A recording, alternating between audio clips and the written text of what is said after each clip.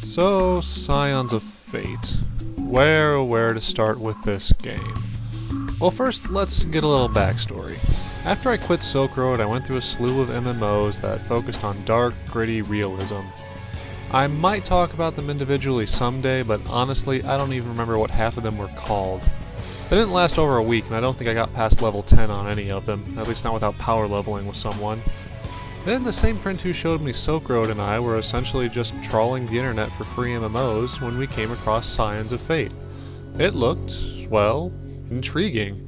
It was bright and colorful, the characters were wide-eyed and cartoony, and keep in mind this is before MapleStory came out. Well, what else were we gonna do? He downloaded it, I watched him play it for a bit, and then went home and downloaded it myself. So, where to begin? Character creation is always a good place to start. You have your choice between a couple of classes. You've got heavy hitters like bladesmen and spearmen, high DPS, that's damage per second for those of you who are new to this, and swordsmen and ninjas, and ranged fighters and archers and healers. Healers are interesting in that they fill the roles of both clerics and warlocks, though I think their focus is mainly on support.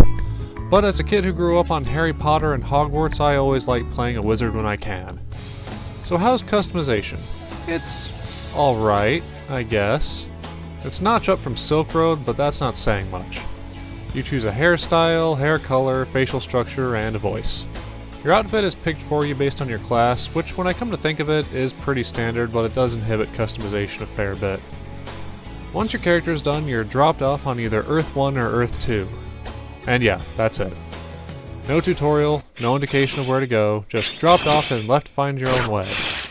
They're pretty standard controls, so if you're a long-time MMO player, then it should be no big deal. If you're a newbie, it might take some getting used to. Like customization, graphics are also a step up from Silk Road.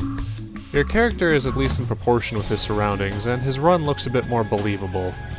The cartoony style of things really makes the colors pop, even if the designs are a bit stereotypical. The enemy movements can be a bit glitchy, sometimes not falling down when they're dead, sometimes sticking halfway into the ground. I even had a fox fly 30 feet back after finishing it off, Steven Seagal style.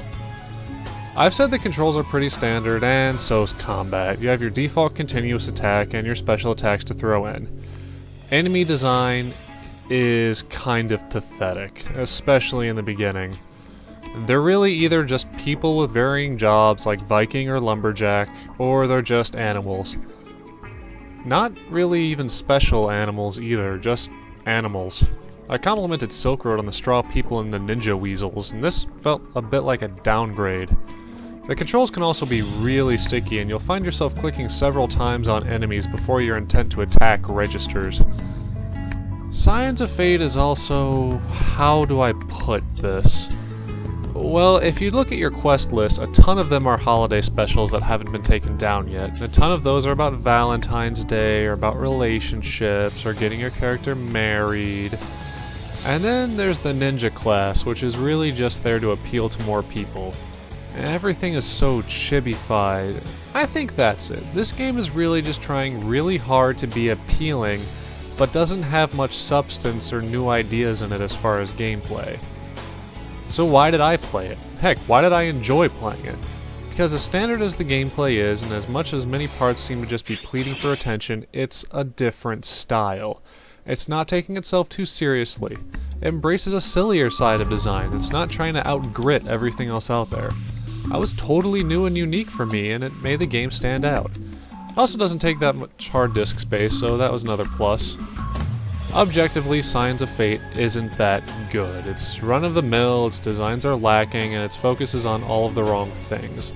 Its graphics may be slightly above average, but it's not enough to make the game, and as I said, the lack of imagination in the design really doesn't allow what quality there is to shine. Having said that, now hear me out, if you've been playing a really dark, realistic MMO for a long time, like I was, then this will feel like a real breath of fresh air. It's something different and something trying to be bright and colorful. Do I recommend it? Well, it's tricky for this one. I said it's not good, and I still stand by that, but you'll have to check it out and make that decision for yourself. I could go either way depending on what I'm coming off of. Well, that's all I have for today. I'll see you next time.